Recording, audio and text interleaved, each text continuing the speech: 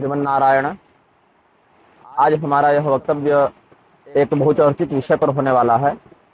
हमारे YouTube channel पर कोई देवी जी हैं ज्योति कश्यप नाम की, उन्होंने टिप्पणी में पूछा था कि मासिक धर्म के अंतर्गत रजस्वला स्त्री के लिए क्या कर्तव्य है। अब आजकल ऐसा हो गया है कि सनातन धर्म के जो अनुयायी हैं वे भी बहुतायत से, हम तो समझते हैं कि 100 में से 90-95 लोग इन बातों को नहीं मानने लगे हैं। उनके अंदर कलयुग की वृत्ति इतनी हावी हो गई है कि वे शुद्धि और अशुद्धि के मध्य भेद करना भूल चुके हैं। और कुछ तो बहुत ज्यादा विकृत मानसिकता वाले लोगों का यह भी कथन हो गया है कि क्या होता है, रजस्वला के हाथों से भोजन करने से क्या हो जाएगा, रजस्वला के हाथों से भगवान की सेवा हो जाएगी तो क्या हो जाएगा। और कुछ तो स्वनाम धन्य अपने आप को बताने वाले उनके शिष्यों के द्वारा जिन्हें भगवत प्राप्त संत के रूप में प्रचारित किया जाता है, ऐसे धूर्त जन भी रजस्वला के द्वारा भगवान की सेवा को शास्त्र सम्मत या शास्त्र सम्मत न भी माने, क्योंकि शास्त्र को नहीं मानेंगे तो भक्ति सम्मत और भाव सम्मत कहने लग गए हैं।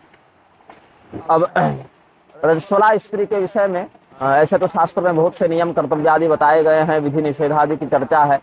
सामान्य नियम मैं बता देता हूँ। कोई भी रजस्वला स्त्री जब तक शुद्धि को प्राप्त नहीं होती है तब तक देव कार्य, पितृकार्य, गृह कार्य, इन तीनों कार्यों में उसकी प्रत्यक्ष सहभागिता नहीं हो सकती है।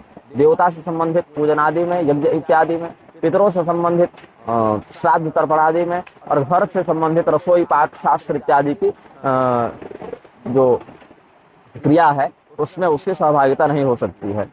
स्मृतियों के अनुसार, मनुस्मृति इत्यादि के भी अनुसार, पंचमे हनिशुद्धति इत्यादि वचन स्मृति में प्राप्त होते हैं।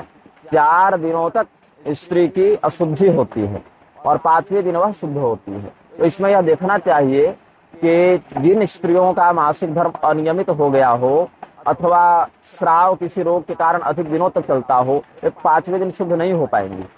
जब जिस दिन स्राव बंद हो उसके एक दिन और छोड़ दें तो उसके दूसरे दिन से स्त्रियों की मासिक रजोनिवृत्ति की शुद्धि हो जाती है। रजोनिवृत्ति से तात्पर्य है कि मासिक रजोनिवृत्ति, जीवनीय रजोनिवृत्ति नहीं जो प्रौढ़ावस्था में प्राप्त होती है। तो स्नाता स्त्री पंचमे योग्या दैवे पितरे च कर्मणि, ऐसा अग्नि पुराण का वचन है कि विधिपूर्वक स्नान करके स्त्री, केवल शतभिषा नक्षत्र में बाल धोने का निषेध है स्त्रियों के लिए, अन्य नक्षत्र आदि में तो कुछ बन जाता है। तो अगर 5वां दिन हो गया हो, स्त्री स्नान ध्यान करके शुद्ध हो जाती है तो देवता और पितृ कार्य में वह सहभागिता निभा सकती है। हाँ, केवल पति के कार्य के लिए, पति की सेवा के लिए, पति से स्पर्श के लिए वह 4थे दिन भी शुद्ध है अगर स्नान कर चुकी है तो, और उसका स्राव बंद है तो। अब इसमें संशोध्या चतुर्थे स्नाता नारी रजस्वला दैवे कर्मणि पित्रे च पंचमे हरिशुद्धति द्रव्याभावे द्विजाभावे प्रवासे पुत्र जन्मनि आम साध्यम प्रकुर्वीत यस्य भार्या रजस्वला। नारायण। ऐसा नहीं है कि केवल स्त्री को ही इतने दिनों तक देव कार्य और पितृकार्य इत्यादि में निषेध है। अब तो पूर्ण शास्त्रीय विधि विधान से देखें तो जिसकी पत्नी रजस्वला है ऐसे पुरुष को भी इन कार्यों से दूर ही रहना चाहिए। लेकिन इसमें क्या है, पूरी तरीके से वो दूर नहीं रहेगा। पकवान इत्यादि का प्रयोग वह नहीं करेगा श्राद्ध में, आमान्य का मतलब कच्चे सामग्री का प्रयोग करेगा, कच्चे फल से देवताओं की पूजन करेगा, पितरों का श्राद्ध करेगा, क्योंकि रसोई का जो विभाग है वो तो गृहिणी के हाथ में है और गृहिणी उसकी रजस्वला हो गई है। इसीलिए वहां पर ऐसा पति भी जिसकी पत्नी रजस्वला हो गई हो पूरी तरीके से सक्रियता नहीं निभा सकता है देव कार्य और पितृ कार्य में। 5वें दिन जब उसकी पत्नी स्नान करके शुद्ध होगी तभी उसका अधिकार बनता है।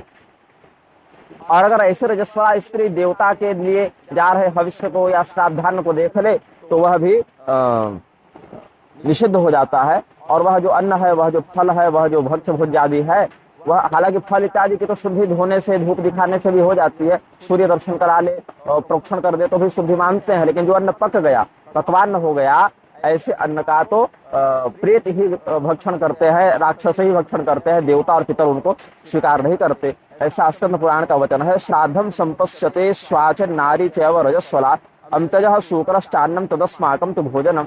ये सब राक्षसों का, प्रेतों का वचन है यहाँ पर। अब मंदिर इत्यादि में भी रजस्वलाओं का प्रवेश निषिद्ध है, लेकिन दुर्भाग्य से बहुत सी ऐसी संस्थाएं हैं और दुष्ट नास्तिक बुद्धि वाले कुकर्मी जन हैं जो मंदिरों में भी रजस्वलाओं के प्रवेश की वकालत करते रहते हैं। ऐसी आसुरी बुद्धि से युक्त और विधि पूर्वक किए गए गर्भाधान से कामुकता के परिणाम स्वरूप जिन दुर्बुद्धियों का भूमि भार भूत जनों का जन्म हुआ है, वे शुद्धि अशुद्धि को नहीं मानते। ऐसे व्यक्ति तो विष्ठा इत्यादि भी खाएं तो उसके लिए क्या शास्त्रीयता का पालन उनके लिए उपदेश करें हम, वो तो पशु से भी अधिक गए गुजरे हो जाते हैं। अब महाभारत में भी आप देखिए, रजस्वला चया नारी शित्रिका पुत्रिका चया एताभिश्चक्षुषा दृष्टम भविर्नाश्रम च देवता पितरश्च तुष्यन्ति वर्षाणि पितरोदश, ये सब महाभारत के अनुशासन पर्व में वर्णित है। और जो रजस्वला स्त्रियों के द्वारा आजकल ब्राह्मणों के भी घरों में भोजन बनाया जा रहा है, ये तो धर्म का नहीं अपितु कलयुग का लक्षण है। देवी भागवत महापुराण के 9वें स्कंध के 8वें अध्याय में कहते हैं, पुष्टली वार्धुषा वीरा कुट्टिनी च रजस्वला विप्राणाम रंधनागारे भविष्यन्ति च पाचिकाः। पहले क्या किया गया, संयुक्त परिवार को तोड़ा गया, एकल परिवार में आ गए तो सभी लोग रजस्वलाओं के हाथ में भोजन करने के लिए विवश हो गए। उससे बुद्धि इतनी भ्रष्ट हो गई कि अब धर्मशास्त्रीय संविधान को छोड़कर, शुद्धि अशुद्धि का विचार छोड़कर यह कहने लगे हैं कि क्या होता है, रजस्वला के हाथ में भोजन कर लेंगे तो क्या होगा। अरे भैया, जिस स्त्री के शरीर से निकले हो उसी स्त्री को अपवित्र बताते हो। ऐसी कुतर्क बुद्धि से युक्त वचनों से शास्त्रज्ञ जनों का अपमान करते रहते हैं लोग। रजस्वला स्त्री को भूमि शयन करना चाहिए, भोजन इत्यादि नहीं करना चाहिए, पूर्णतया स्नान नहीं करना चाहिए, पूर्णतया श्रृंगार नहीं करना चाहिए, एक वेणी को धारण करना चाहिए, प्रत्यक्ष देव कार्य गृह कार्य पितृ कार्य से दूर रहना चाहिए। स्कंद पुराण इत्यादि में भी कहा कि प्रथमे दिवसे स्त्री च चांडालीसा रजस्वला, द्वितीय दिवसे म्लेच्छा, तृतीय रजकी तथा शुद्धा भरतुश्चतुर्थेहनि न शुद्धा देव पैत्रयो असत शुद्रा समासाच तद्दिने च परम प्रति। और जो व्यक्ति रजस्वला के द्वारा स्पृष्ट छुआ हुआ बनाया हुआ भोजन जानबूझकर ग्रहण कर लेता है, उसको बहुत भयंकर नरक में जाना पड़ता है और ऐसे भी प्रायश्चित हो जाता है। वह प्रायश्चित करना चाहिए। दयाख्य संहिता के 25वें पटल में कहते हैं, अन्नम रजस्वला स्पृष्टम भुक्तम चेद यदि कामतः जपास्त्र मंत्रम शास्त्रम च शतम तेवाभिषिध्यते। अस्त्रात्मक मंत्रों का, फटकार संबंधी मंत्रों का उसे 108 बार जप करना चाहिए। और जो व्यक्ति रजस्वला स्त्री का स्पर्श करके भगवान की पूजा करता है, उस व्यक्ति को भी दोषी माना गया है। वराह पुराण के 132वें अध्याय में कहते हैं, नारीम रजस्वलाम स्पृष्ट्वा व्योमाम स्पृशति निर्भयः राग मोहेन संयुक्तः कामेन च वशीकृतः। राग से, मोह से कामातुर होकर रजस्वला स्त्री का स्पर्श करके जो व्यक्ति भगवान की पूजा करता है, निर्भय होकर करता है, भय नहीं जिसे लगता है धर्मशास्त्र के वचनों से, नरक का जिसे भय नहीं, ऐसे मूर्ख व्यक्ति को क्या होता है, अंधश्च जायते देवी, वह बाद में अंधा होता है। दरिद्रो ज्ञान मूर्खवान, अज्ञानी होता है, दरिद्र होता है, मूर्ख होता है और अपने आप को नरक में ले जाने वाला होता है। वर्षाणाम तो सहस्रेकम रजः पिबति निर्घृणः, वह नरक में 1000 वर्षों तक वही जो मासिक का रक्त है, रज है, उसका पान करने के लिए विवश हो जाता है। प्रेत लोग जो हैं मनुष्यों की आयु का भक्षण करते हैं। कैसे मनुष्यों का, तो रजस्वलाम व्रजेद योवा पुरुषः काम मोहितः नग्न श्वेते तथा स्नाति भक्षणीय सत्वरम।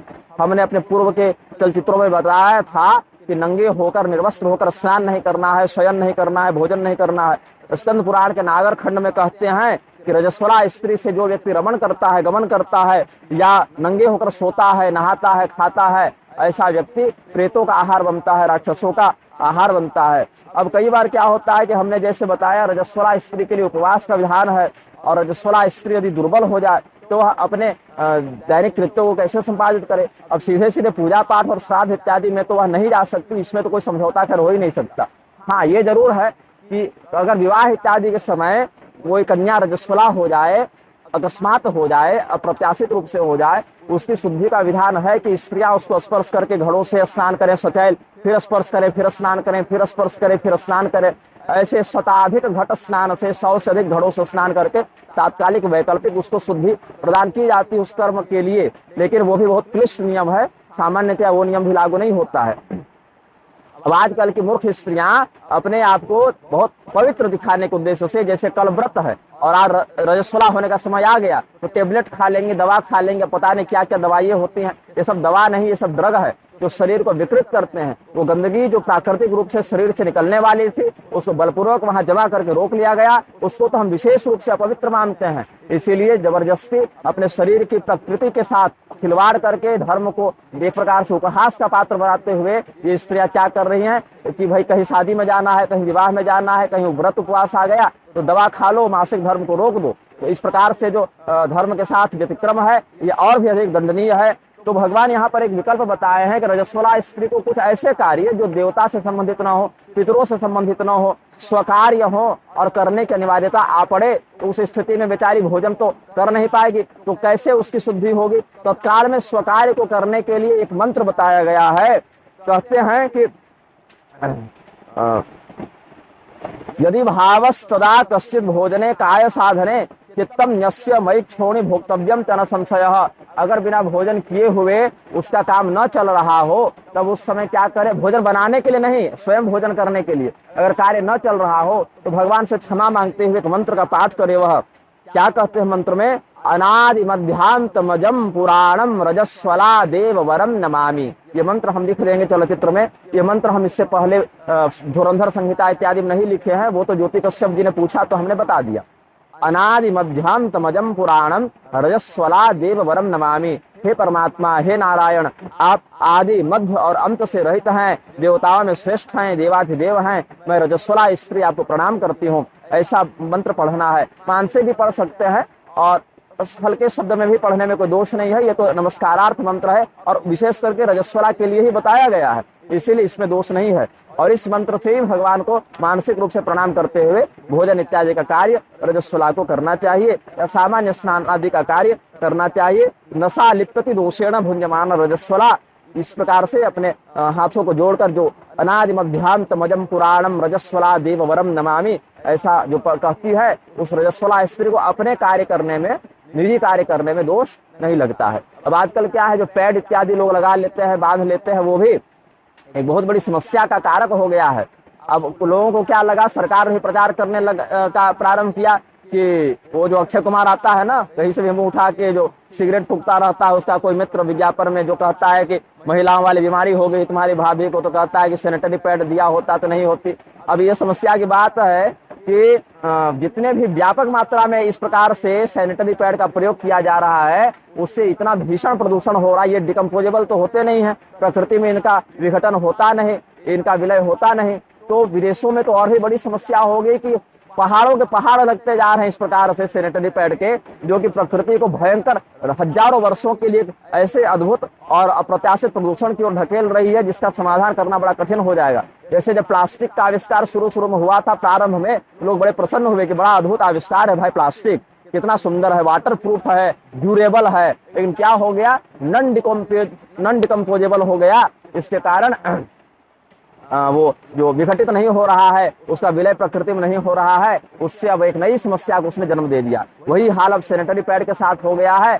और अब तो प्रचार किए जा रहे हैं, साफ सूती वस्त्र आदि का प्रयोग करना चाहिए व्यक्ति को, जो कि विधि पूर्वक जो संक्रमण नाशक तत्व है उनसे धोकर शुद्ध किया गया हो, ऐसे वस्त्रों का प्रयोग कर सकते हैं। बाद में इनको फेंका भी जा सकता है, पुनः प्रयोग तो नहीं करना चाहिए बार बार इस प्रकार के वस्त्रों का। लेकिन अगर रजस्वला ही हो चुके हैं और पिछले महीने के वस्त्र पड़े हुए हों और उनको धोकर सुखाया गया हो, तो अलग से उनको अगर रखने का कोई प्रबंध घर में हो तो तात्कालिक प्रयोग कर ले। लेकिन सैनिटरी पैड इत्यादि जो कभी नष्ट न होंगे, जिनका निर्माण ऐसे तत्वों से हुआ है जो प्रकृति में प्राकृतिक रूप से विलीन नहीं होते हैं, जो सड़ते गलते नहीं हैं, ऐसे तत्वों के प्रयोग से प्रकृति को 4 दिनों के लिए आपका जो सुख हुआ, उसके कारण प्रकृति को कितने हजारों वर्षों का आपने दंड दे दिया। इस प्रकार की चीजों से व्यक्ति को बचना चाहिए। और जिनकी धर्मशास्त्र आदि में रुचि नहीं है, ऐसे नरपिशाचों के लिए तो हम वीडियो बना भी नहीं रहे हैं। जिनको लोक परलोक में निष्ठा है, जो अज्ञानता के कारण ये सब भूल चुके हैं और पुनः जानना चाहते हैं,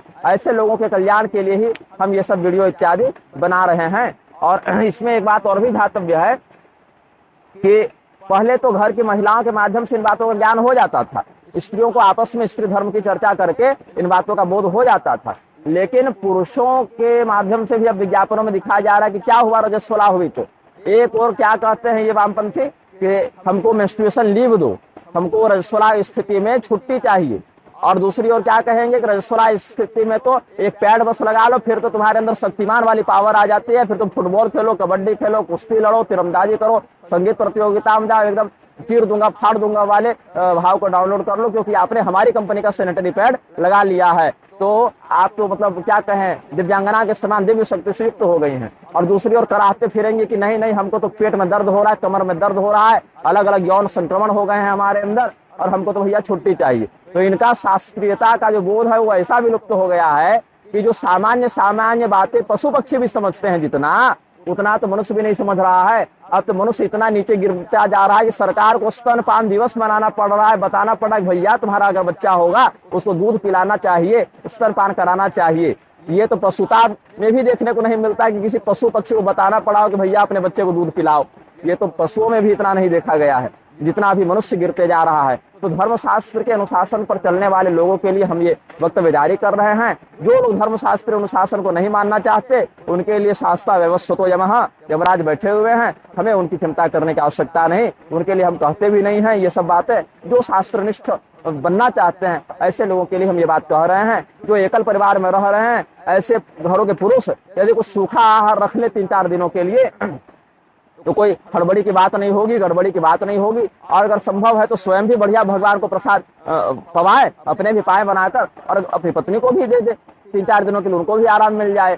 तो इसमें कोई आपत्ति नहीं होनी चाहिए। करना चाहेगा व्यक्ति थोड़ा बहुत करके कर सकता है। और यह बात भी ध्यान में रखनी चाहिए कि अगर श्राव बंद नहीं हुआ हो रजस्वला स्त्री का तो ब्रह्म वैवर्त पुराण आदि के अनुसार 7वें दिन शुद्धि होती है, अग्नि पुराण आदि के अनुसार 5वें दिन शुद्धि होती है। स्मृतियों के अनुसार भी ये बात ऐसी ही समझनी चाहिए। तो देखना चाहिए कि जितने दिन में, जैसे तीसरे दिन श्राव बंद हो गया, चौथे दिन पति कार्य के लिए, 5वें दिन देव पितृ कार्य के लिए शुद्ध हो गए। और अगर 5वें दिन श्राव बंद हुआ तो 6ठे दिन पति कार्य के लिए, गृह कार्य के लिए, और 7वें दिन से देव पितृ कार्य के लिए शुद्ध हुए। ऐसा समझना चाहिए। अब कुछ जगहों पर हमें यह पता चला कि जिन महिलाओं की प्रौढ़ावस्था आ गई है और जो महिलाएं अब रजो निवृत्ति की ओर बढ़ गई हैं, जिसको मेनोपॉज कहते हैं अंग्रेजी में, ऐसी स्त्रियां क्या कर रही हैं, एक दिन के लिए अगर रजस्वला हुई तो अगले दिन से पूजा पाठ कर रही कि एक दिन वाला हम नहीं मानते। ऐसा नहीं करना चाहिए। न्यूनतम आपको 4 दिन वाला नियम तो मानना ही चाहिए, चाहे आप 1 घंटे के लिए रजस्वला क्यों न हुई हो।